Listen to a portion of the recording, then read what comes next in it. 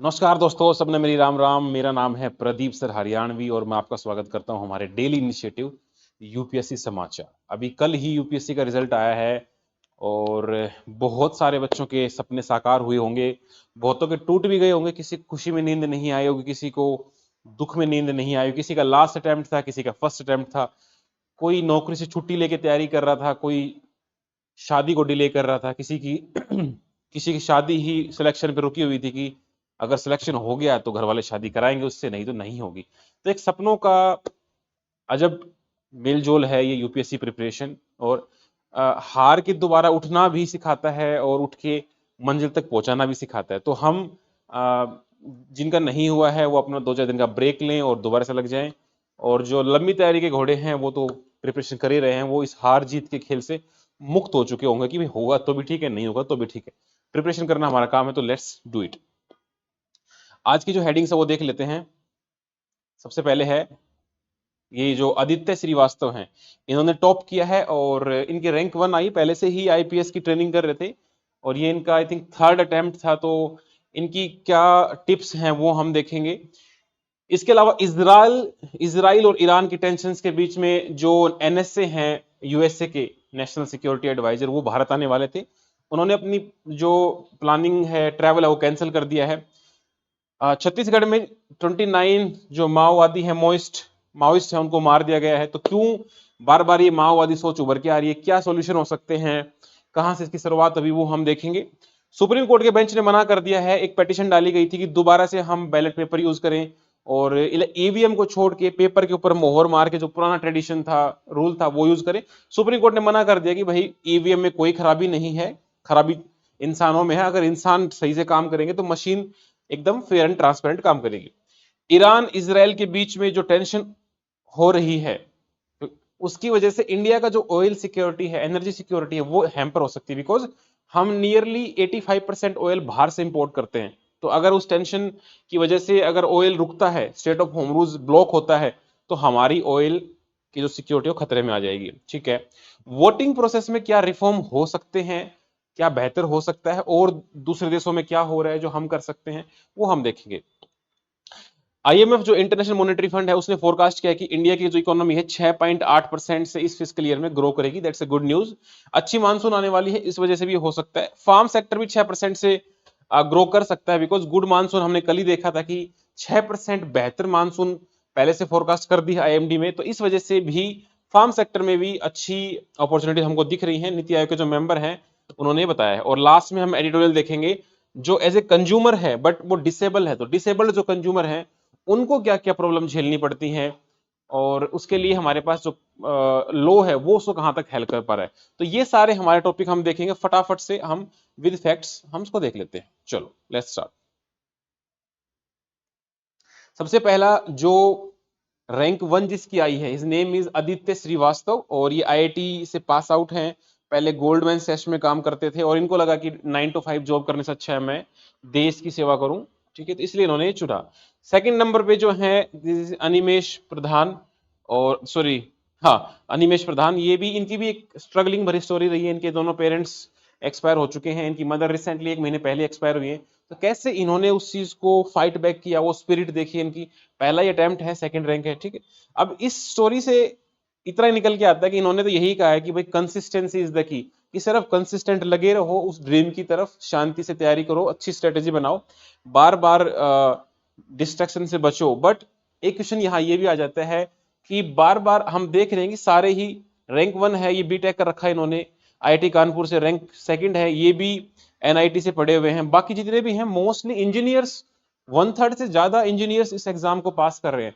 तो एक worrisome trend ये दिखाता है कि क्या हमारी जो इंजीनियरिंग ग्रेजुएट्स हैं उनके लिए अपॉर्चुनिटीज खत्म हो गई हैं, क्या इंडिया का जो मैन्युफैक्चरिंग सेक्टर है या इंजीनियरिंग जो फील्ड है वहां पर इनोवेशंस कोई करना ही नहीं चाहता है, या वहां पर इतनी अपॉर्चुनिटीज उनको दिख नहीं रही हैं। तो क्या प्रॉब्लम है कि इतनी मेहनत करके पहले वो आईआईटी का एग्जाम क्रैक करते हैं, फिर आईआईटी करते हैं, इतना पैसा वेस्ट, मतलब वेस्ट नहीं कहूंगा, इन्वेस्ट करने के बाद वो यहाँ पे आ रहे हैं। तो क्यों, ऐसी कुछ तो कमी रही होगी ना। तो उस चीज को भी हमें मेंस में देखना होगा। तो बाकी तो आप पढ़ सकते हो, इनकी पर्सनल लाइफ के बारे में है थोड़ा सा, इमोशनल कनेक्ट अगर करना चाहो, सेल्फ मोटिवेशन। तो इन्होंने तो यही कहा है कि consistency is the key. Self motivation रखो, जो ग्रैंड एंट्री वीडियोस हैं वो मत देखो और अपना ही मोटिवेशन रखो, अपने पेरेंट्स का, अपने भाई बहन का, अपनी सोसाइटी से ही। तो ये इन्होंने बताया। इसके बाद छत्तीसगढ़ में जो माओवादी हैं, माओइस्ट हैं, उनको मार गिराया गया है। बीएसएफ का ऑपरेशन था। 79 माओइस्ट इस साल मारे जा चुके हैं। पिछले साल भी 2019 में भी 80 मारे गए थे। और ये भी हमारे सिक्योरिटी फोर्सेज हैं, उनको उनकी भी डेथ होती रहती है। तो ये कॉन्स्टेंटली एक स्ट्रगल चल रहा है। तो क्या ऐसी दिक्कतें हैं जो एक कॉन्स्टेंटली स्ट्रगल मिट ही नहीं रहा है? कुछ दिक्कतें हम को आइडेंटिफाई कर पाए हैं। मेन दिक्कत तो क्या है कि यहाँ पर गरीबी है, इनके पास अपॉर्चुनिटीज नहीं है। इवन बेसिक फैसिलिटीज जैसे रोटी कपड़ा मकान पानी सेफ्टी एजुकेशन ये भी इनके पास नहीं है। माओइस्ट इनको वो अपॉर्चुनिटीज देते हैं, पैसा देते हैं, हथियार देते हैं, एक सोशल कनेक्शन देते हैं, एक जीवन का एक पर्पस देते हैं। तो ये कुछ प्रॉब्लम्स हैं। इसके अलावा जैसे माइनिंग सेक्टर है, यहाँ बहुत सारी माइंस हैं छोटा नागपुर प्लेटू में। तो माइंस के कारण इनको रिहेबिलिटेट करना पड़ता है, वो प्रॉपर नहीं है, इनको भगा दिया जाता है। तो इस वजह से भी ना फंड्स इनको प्रॉपर है। ठीक है, तो माओइस्ट एक वैक्यूम फिल करने के लिए आ जाते हैं। तो एक क्वेश्चन ये बन सकता है मेंस का, क्या ये सोशल प्रॉब्लम है या सिक्योरिटी प्रॉब्लम है? ठीक है, हमारे देश के जो एक्स पीएम है मनमोहन सिंह, उन्होंने कहा था कि जो नक्सलिज्म है it's the greatest biggest internal security threat for us. अब सबसे बड़ा थ्रेट है। तो छत्तीसगढ़ झारखंड उड़ीसा आंध्र प्रदेश तक ये फैला हुआ है। इसकी शुरुआत वैसे कोई नक्सलबाड़ी करके जगह है वेस्ट बंगाल में, वहां पे हुई थी। कुछ ट्राइबल्स के बीच में अपने बेसिक राइट्स को लेकर लड़ाई हुई थी और ये धीरे धीरे फैलती गई। आज ये एक बहुत मेजर थ्रेट बन गया है। तो इसके लिए सॉल्यूशन क्या हो सकते हैं? जो प्रॉब्लम है वही सॉल्यूशन है, उसी में सॉल्यूशन छुपा है। बेसिक नेसेसिटीज दो, इंटेलिजेंस को सुधारो। जब कहीं पर Naxal movement Naxal you can target हो जाता है, उसके बाद पोस्ट अटैक भी फॉलो करो। दोबारा से उनको ग्राउंड क्यों बनाने देते हो? सोशल कनेक्शंस रखो, उनको सुविधाएं दो, एजुकेशन दो। ट्रांसपोर्टेशन भी बेसिक नहीं है, रोड भी कनेक्टेड नहीं है। इसलिए तो ये सारी प्रॉब्लम्स है नक्सल की। और एक इसी से जुड़ा हुआ कंसेप्ट और आता है अर्बन नक्सलिज्म, जो अर्बन पुअर है या अर्बन एरियाज में भी नक्सल एक्टिव्स हैं। नक्सल मतलब एक आइडियोलॉजी बन चुकी है, इसके ऊपर बहुत सारी मूवी बन चुकी है ना। तो एक इंपॉर्टेंट टॉपिक है इंटरनल सिक्योरिटी का हमारे लिए, जीएस पेपर 3 में ये देखने को आता है। ठीक है, इसके कुछ पॉइंट्स है जो हम देख लेते हैं। जैसे नक्सलिज्म का जो नाम है नक्सलबाड़ी, मैंने बता दिया वेस्ट बंगाल से आया है और एज ए रेबेलियन है। ये लैंडलॉर्ड्स, लोकल लैंडलॉर्ड्स के खिलाफ एक रेबेलियन के रूप में स्टार्ट हुआ था, फिर बाद में बड़ा होता गया। ठीक है, और नक्सल का सपोर्ट है इनको काफी। एक कम्युनिस्ट जो कम्युनिज्म की जो आइडियोलॉजी है माओ जी टुंग, उससे है, जिसमें ये स्टेट को ही हटा उखाड़ फेंकने की एक आइडियोलॉजी रखते हैं कि स्टेट होना ही नहीं चाहिए। इस तरह की आइडियोलॉजी है। कारण क्या है? कारण यही है, ट्राइबल में डिसकंटेंटमेंट है। आपने फॉरेस्ट कंजर्वेशन एक्ट बना दिया, ये ट्राइबल जो है बेचारे फॉरेस्ट पे ही डिपेंडेंट थे, वही प्रोड्यूस इनको लेने से मना किया गया, तो इनके पास कोई ऑप्शन ही नहीं है, इसलिए इजी टारगेट बन जाते हैं। इनका सोशल इकोनॉमिक सिस्टम है, डेवलपमेंट इनको मिल ही नहीं रहा है, इंटेलिजेंस हमारी कमजोर है, फॉलो अप लेते ही नहीं है। जब आपने कोई अटैक कर दिया उसके बाद फॉलो अप लेना चाहिए। तो एक सोशल इश्यू और सिक्योरिटी थ्रेट है। ये मेंस का एक प्रॉपर क्वेश्चन यहाँ से बनता है। गवर्नमेंट ने बार बार प्रोजेक्ट चलाए हैं, जैसे ऑपरेशन ग्रीन हंट है। पहले 223 डिस्ट्रिक्ट इसके अंडर में आते थे, माओइस्ट मतलब इन्फ्लुएंस थे, अब 90 रह गए हैं। गवर्नमेंट रिलीफ एंड रिहेबिलिटेशन भी चला रही है। एस्पिरेशनल डिस्ट्रिक्ट प्रोग्राम जो नीति आयोग ने चलाया था वो भी है। इसके अलावा रिड्यूस्ड फ्रीक्वेंसी हो गई है, लेकिन यहाँ अभी भी ये मेजर प्रॉब्लम बनी हुई है। इनका प्रोपोगेंडा और वो हम समझना होगा। ठीक है, कॉन्स्टेंटली इस पे प्रहार करना होगा। सेम अर्बन नक्सल में है। अर्बनिज्म मतलब ऐसा नहीं है कि नक्सलबाड़ी से जो स्टार्ट हुआ वो नक्सलबाड़ी तक सीमित रहा, ये अर्बन एरियाज में ही फैल गया, क्योंकि वहां पर भी सेम ऐसी प्रॉब्लम है। वो पुअर हैं, उनकी आइडियोलॉजिकल बायसनेस करके उनको ब्रेन वॉश कर देते हैं। ठीक है, सॉल्यूशन क्या है? मेंस में प्रॉपर क्वेश्चन बनता है, ये 10 सॉल्यूशन आपको आपके पास होने चाहिए। गुड गवर्नेंस, उनके बीच में डायलॉग हो, बातचीत हो, बातचीत से मामला सुलझाया जा सकता है। उनको एम्प्लॉयमेंट दो ताकि उनको काम ही ना रहे कि वो खाली घूमेंगे, तो ऐसी आइडियोलॉजी में ज्यादा होंगे। प्रॉपर रिहेबिटेट रीसेटलमेंट करो जिनको हटाया जा रहा है। एनवायरमेंट डिग्रेडेशन से बचाओ, उनको फॉरेस्ट प्रोड्यूस के कुछ राइट्स दिए जाएं। पॉलिटिकल जो मार्जिनलाइजेशन है वो वीकर सेक्शन को रोकना चाहिए। डिस्पैरिटी है, रीजनल डिस्पैरिटी, वो हटाई जाए। इसके अलावा बेसिक रिसोर्स, रोटी कपड़ा मकान वाईफाई, सब वाईफाई तो नहीं है शहरों में, तो बेसिक नेसेसिटी वाईफाई भी होता है, वहां तो चल जाएगा। वेलफेयर की सोचो और मॉडर्नाइज कर दो लॉ एनफोर्समेंट को। ये 10 एकदम क्रक्स हमारे पास, सीधा पूछ लें तो बता देना चाहिए। ठीक है, तो ये हमारा एक अच्छा खासा एडिटोरियल था, ये मेंस का डायरेक्ट बनता है। अगली न्यूज है कि जो एनएसए हैं यूएस के नेशनल सिक्योरिटी एडवाइजर, ये भारत आने वाले थे और इनकी मीटिंग कैंसिल हो गई बिकॉज इजराइल और ईरान में टेंशन है। ये भारत क्यों आने वाले थे? कोई मीटिंग थी जिसमें ICET, initiative for critical and emerging technology, इसके ऊपर इनकी आपस में बातचीत होने वाली थी, हमारी बायलेटरल रिलेशंस को इंप्रूव करने के लिए। आपस में दोनों देश जो इमर्जिंग टेक्नोलॉजीज हैं बेहतर से बेहतर 5G, AI, रोबोटिक्स, वो आपस में एक्सचेंज करते थे कि दोनों देशों का डेवलपमेंट हो। तो इस तरह के कुछ डिस्कशन होने वाले थे। Research agency partnership, innovation ecosystem, defence and industrial technology, technological cooperation, human space flight, semiconductor, 5G 6G, open RAN मतलब रेडियो एक्सेस नेटवर्क। तो ये इनकी मीटिंग कैंसिल हो गई। उन्होंने ये कहा कि जल्द से जल्द हम दोबारा से आ जाएंगे, कोई टेंशन नको, ठीक है। ऐसी कोई बात है नहीं, कोई मतलब हमारे बीच में कोई रिश्तों में एक कड़वाहट नहीं है, वो ईरान इजराइल की वजह से थोड़ी टेंशन बनी हुई है, हम दोबारा से आ जाएंगे। आपको पता होना चाहिए कि इंडिया, ऑस्ट्रेलिया, जापान और अमेरिका चारों ने मिलकर क्वाड ग्रुप बना रखा है, वहां पे भी हमारी काफी रिलेशंस डेवलपमेंट हो रखी है, ठीक है। इसके अलावा पॉलिटी में एक टॉपिक आया है कि सुप्रीम कोर्ट के बेंच ने मना कर दिया कि बैलेट पेपर भाई हम वापस नहीं ला सकते, ईवीएम एकदम बढ़िया है, अगर दिक्कत है तो वो दिक्कत है ह्यूमंस में, machines without human intervention would give absolutely accurate result, ठीक है। ऐसा नहीं है कि टेक्नोलॉजी खराब है, इंसानों को अगर सही यूज करना आ जाए तो बढ़िया है, तो इसकी परफॉर्मेंस बढ़िया है। सुप्रीम कोर्ट ये कह रहा है कि भाई टेस्ट कराना है तो टेस्ट करा लो, ईवीएम में कोई दिक्कत नहीं है, ठीक है। बैलेट पेपर वगैरह बहुत पुराना हो चुका है। तो ये आगे चल के अब 3 सॉल्यूशन दिए जा रहे हैं एडवोकेट के द्वारा कि या तो भाई बैलेट पेपर वापस ले आओ, दूसरा कह रहे हैं कि जो बैलेट पेपर के साथ है जो वीवीपैटिंग मशीन आती है जिसमें आपने वोट डाला, पर्ची निकलती है, तो वो पर्ची साथ दे दो, उसको पता रहे मैं इसका वोट डाल के आया हूं, ठीक है। और या फिर वीवीपैट की जो स्क्रीन है उसको ट्रांसपेरेंट कर दो, हम इंसान देख पाए, बिकॉज 7 सेकंड तक वो वीवीपैट की पर्ची रहती है फिर नीचे गिर जाती है, वो परमानेंट वहां पर दिखे तो भी इंसान को हो जाएगा, लेकिन ऐसा कुछ नहीं होता। चलो, अब GS 2 और 3 में एक है कि जो ईरान इजराइल का टेंशन है, देखो अभी तक ये टॉपिक बार बार पेपर में आएगा, तो हम इस पर डेली उतना टाइम नहीं लगाएंगे। इतना समझ लीजिए कि हमारे ऑयल का 85% वेस्ट एशिया मतलब इंपोर्ट से आता है, और अकेला 33% हम रशिया से इंपोर्ट करते हैं, बाकी जो बच गया मिला बोलो के ये Israel, sorry Iran, Iraq, UAE यहाँ से आता है। फिलहाल हम ईरान से ऑयल नहीं ले रहे हैं बिकॉज ऑफ सैंक्शंस, लेकिन हमारा वेस्ट एशिया से बहुत सारा ऑयल डिपेंडेंसी है। अगर वो ऑयल की सप्लाई रुकी, ग्लोबल चेन डिसरप्शन हुआ, तो हमारे यहाँ इन्फ्लेशन आएगा, इन्फ्लेशन से हमारे डोमेस्टिक जो प्राइसेस हैं पेट्रोल डीजल के वो बढ़ेंगे, उससे WPI CPI में भी गड़बड़ आ सकता है, एम्प्लॉयमेंट मतलब एक लार्जर डोमिनो इफेक्ट आ सकता है। तो हमें कॉन्स्टेंटली अपनी एनर्जी सिक्योरिटी को बनाए रखना होगा। हाल तो हमारा जो एनर्जी इंपोर्ट है वो डाइवर्स है, 10-15 देशों के साथ है, तो हम एक देश पे निर्भर नहीं है, ये अच्छी बात है। हमेशा हमारा इंपोर्ट बास्केट डाइवर्स होना चाहिए, एक्सपोर्ट बास्केट भी डाइवर्स होना चाहिए, ठीक है। तो ये सारे फैक्ट मैंने आपको जो बताया है आप पढ़ भी सकते हो, सारे वही बात हैं।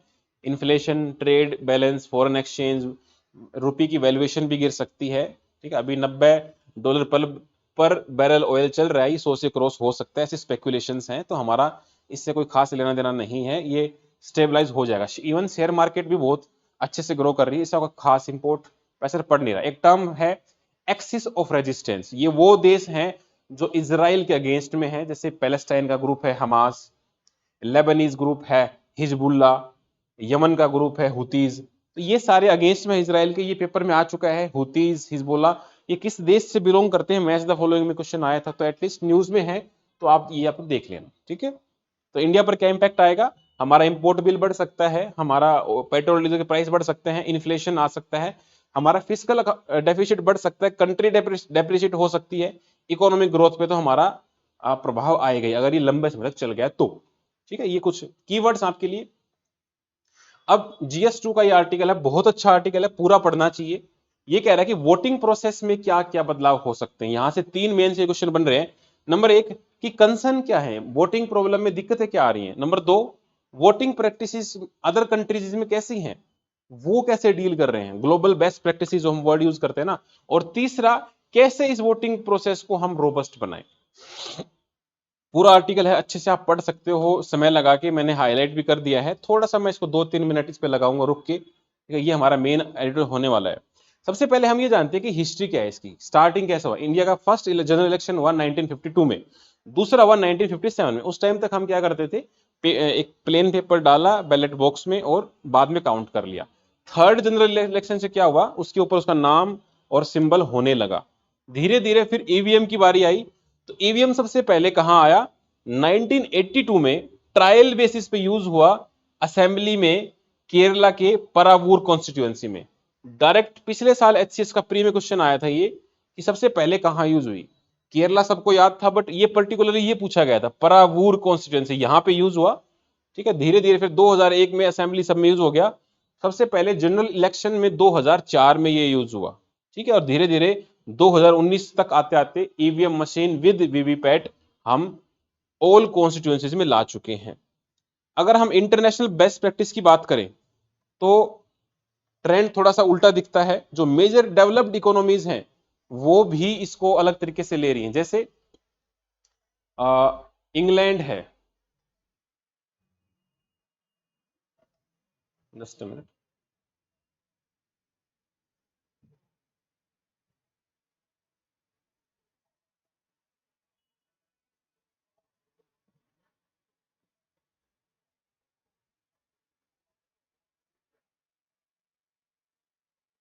चलो ये हाईलाइट थोड़ा ऊपर नीचे हो गया, लेकिन जो मैंने पीडीएफ शेयर करी है उसमें सही से होगा। देखो, इंग्लैंड और फ्रांस, वहां पर बैलेट पेपर आज भी यूज होता है। अदर कंट्रीज जैसे नेदरलैंड, यूएस, उन्होंने ईवीएम यूज करी थी बट बाद में डिसकंटिन्यू कर दी। ठीक है, ब्राजील, खास करके जैसे नेबर्स हमारे पाकिस्तान, वहां पर भी ईवीएम यूज नहीं हो रही है, बट हमारे यहाँ ईवीएम अच्छे से चल रही है, ऐसा कोई दिक्कत नहीं है। इसमें देखो मेन फायदे क्या है। नंबर एक फायदा तो ये है कि हमारी कंट्री बहुत बड़ी है, तो इतना मैनुअली उन चीजों को पढ़ना मुश्किल हो जाता है, तो एक फास्ट, एडमिनिस्ट्रेटिवली फास्ट हो जाता है। नंबर दो, इसको जो बूथ कैप्चरिंग की दिक्कत होती थी पहले, वो डब्बा ही उठा ले गए, अब वो प्रॉब्लम नहीं है। बूथ कैप्चर करना प्रैक्टिकली इम्पॉसिबल है, और इसमें 1 मिनट में 4 ही वोट आप डाल सकते हो, वेट करना पड़ता है। तो वो फास्ट फास्ट वोट डाल भी नहीं सकते अगर वो मैनिपुलेट भी करते हैं।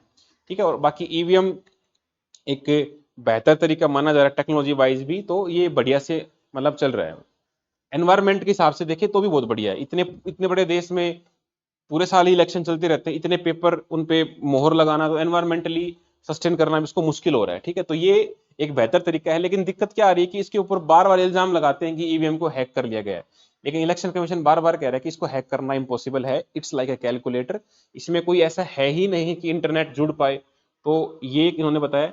दिक्कत ये आ रही है कि वीवीपैट जो है इसके साथ कनेक्ट करते हैं, जिसमें 7 सेकंड के लिए पर्ची दिखती है, उसमें कैंडिडेट का नाम, सिंबल और पार्टी दिखती है, वो 7 सेकंड बाद गिर जाता है। ये कह रहे हैं कि इलेक्शन कमीशन को कि इंसान को अलाउ कर दो वो पर्ची ले जाने के लिए।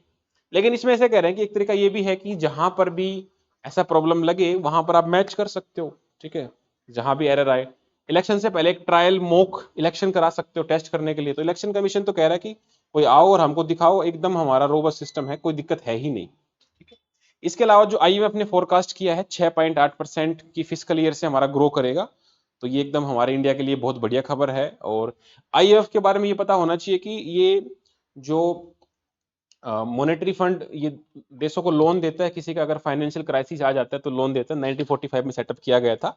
ठीक है, और बैलेंस ऑफ पेमेंट क्राइसिस को रोकने के लिए भी इसका मेन काम होता है। दो इसकी इंपॉर्टेंट रिपोर्ट हैं, ग्लोबल फाइनेंशियल स्टेबिलिटी रिपोर्ट और वर्ल्ड इकोनॉमिक आउटलुक, दोनों ही इंपॉर्टेंट है, बार बार यूपीएससी में अच्छे से पूछी गई है। ठीक है, पीवाईक्यू में। ऐसे ही एक कंफ्यूजिंग रिपोर्ट है, जैसे ये ग्लोबल फाइनेंशियल स्टेबिलिटी रिपोर्ट है, ऐसे ही एक फाइनेंशियल स्टेबिलिटी रिपोर्ट है, वो है आरबीआई की। ठीक है, ये ध्यान रहना चाहिए। ग्लोबल वाली है आईएमएफ की, सिंपल वाली है आरबीआई की। वर्ल्ड इकोनॉमिक आउटलुक सबसे मेन रिपोर्ट यही है, और इसकी आईएमएफ की। ठीक है, आपको याद रखना है, थोड़ा बहुत आपको ध्यान रखना है। तो ये देख सकते हो कि किस तरह से जो ग्लोबल इवेंट्स हैं वो इसको इम्पैक्ट कर सकते हैं हमारे ग्रोथ को, लेकिन यहाँ से कुछ खास है नहीं। फार्म सेक्टर 6.8%, 6% से ग्रो करेगा, ऐसी प्रिडिक्शंस हैं। इसमें मानसून का भी विशेष रोल है। कल ही हमने देखा कि आईएमडी जो है वो 6% हाइयर रेनफॉल की इंडिकेशन दे चुका है, तो हमारे लिए एक बहुत अच्छी खबर है। हमारा जो एग्रीकल्चर सेक्टर है वो बहुत अच्छे से ग्रो करेगा। दो कारण है इसके, नंबर एक तो मानसून अच्छी आएगी, और नंबर दो जो पिछले साल जो ग्रोथ हुआ है वो थोड़ा कम ही था, तो उसके मुकाबले ही रिलेटिवली ज्यादा ही दिखेगा लास्ट ईयर को बेस ईयर मानेंगे तो। ठीक है, इसमें ऐसा कुछ है नहीं। फिलहाल एक यहाँ से एक पॉइंट ये भी है कि गवर्नमेंट ने अभी फिलहाल रेस्ट्रिक्ट कर रखा है एक्सपोर्ट को, non basmati rice, wheat, sugar, onion को। ठीक है, ये ध्यान रखना, बस कहीं प्री में ऐसे क्वेश्चन बन जाए तो। लास्ट क्वेश्चन में आते हैं, हमारा जो कंज्यूमर विद डिसेबिलिटीज हैं उनको लेके चिंताएं जताई जा रही हैं। ये हमारा यूपीएससी का टॉपिक भी है, सोशल जस्टिस, वनरेबल सेक्शंस। तो इनको क्या क्या चैलेंज फेस करने पड़ते हैं, ये क्वेश्चन एवरग्रीन है। तो मैं इसको क्रक्स बता देता हूँ, वैसे मैंने पूरा हाईलाइट कर दिया है, आप 5 मिनट में गो थ्रू कर सकते हो। 15 मार्च को as a world consumer rights day देखते हैं। दिक्कत क्या आ रही है कि कंज्यूमर्स को लेके बहुत सारे एक्ट बनाए गए हैं, वर्ल्ड लेवल पे भी रिफॉर्मेशन आ चुके हैं। आज कंज्यूमर के पास बहुत ऑप्शंस हैं, वो सेंटर सॉरी डिस्ट्रिक्ट स्टेट और नेशनल लेवल पर कंज्यूमर प्रोटेक्शन के लिए जा सकता है। कमीशंस बना रखे हैं, कंज्यूमर प्रोटेक्शन कमीशंस। लेकिन जो डिसेबल्ड लोग हैं उनके लिए दिक्कत क्या है कि एक तो जो कंपनीज हैं वो मेन स्ट्रीम पर ही फोकस करती हैं।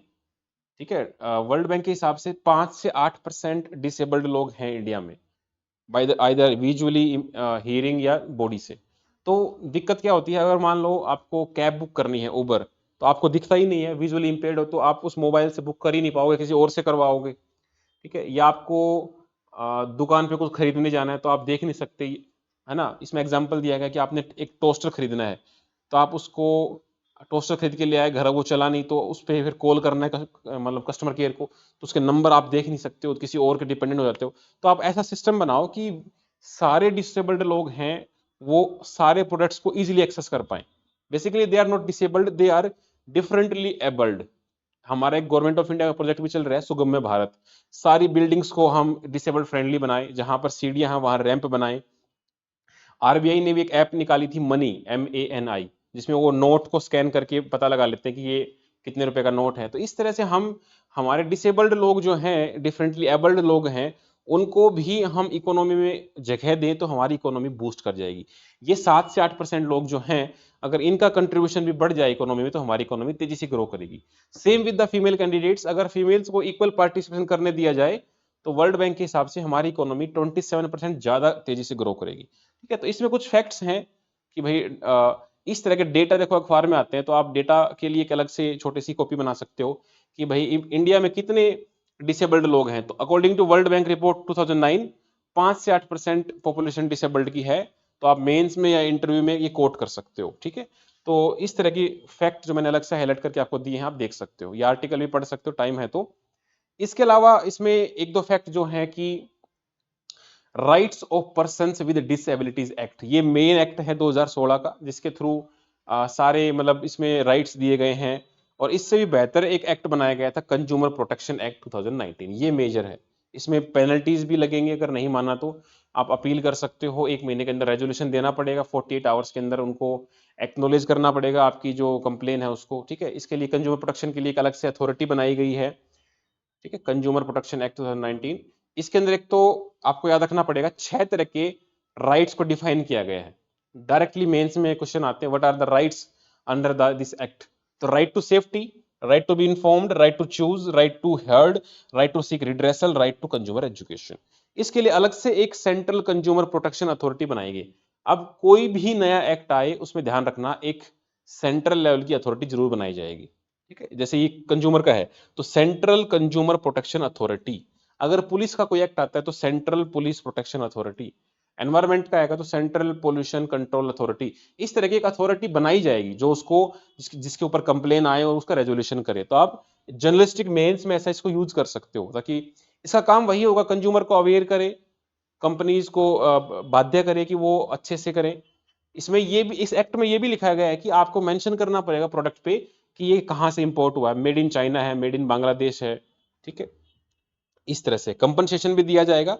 अगर उस प्रोडक्ट की वजह से किसी को कोई हार्म हुआ है, किसी को कोई डैमेज हुआ है, तो उसका कंपनसेशन भी आपको देना पड़ेगा। और अगर आप नहीं देते हो तो वो कंज्यूमर प्रोटेक्शन कोर्ट में जा सकते हैं, डिस्ट्रिक्ट स्टेट लेवल और नेशनल लेवल पर है। कंज्यूमर डिस्प्यूट रिड्रेसल कमीशन हैं, CDRC, उनकी अपील ऊपर होती है, लास्ट में आप सुप्रीम कोर्ट तक जा सकते हो, फाइनल अथॉरिटी सुप्रीम कोर्ट ही है। बीच में आप मीडिएशन भी कर सकते हो, कंज्यूमर और जो सेलर उसके बीच में मीडिएशन भी हो सकता है, दोनों राजी हो तो। लेकिन अगर मीडिएशन में जो फैसला सुना दिया गया फिर उसका कहीं सुनवाई नहीं होगी, ध्यान रखिए। ठीक है, तो इस तरह से ये कुछ है प्रोडक्ट लायबिलिटी वगैरह। तो ये हमारा आज का न्यूज़पेपर एनालिसिस था। न्यूज़पेपर एनालिसिस डेली आधा घंटा ही मैक्सिमम हम लेते हैं और सारी इंपॉर्टेंट न्यूज़ के चीर फाड़ कर देते हैं, प्री मेंस इंटरव्यू। तो आप डेली इसको आधा घंटा सुनो, 1 महीने बाद देखना आपकी करंट अफेयर की जो सेंस है वो आंसर्स में झलकने लगी। और 6 महीने बाद अगर आप इसको डेली सुनते हो 6 महीने तक और डेली एक आंसर ही लिखते हो, तो आपकी जो आंसर राइटिंग है एक अलग लेवल पर जा चुकी होगी। धीरे धीरे प्रोग्रेस होता है, डे बाय डे।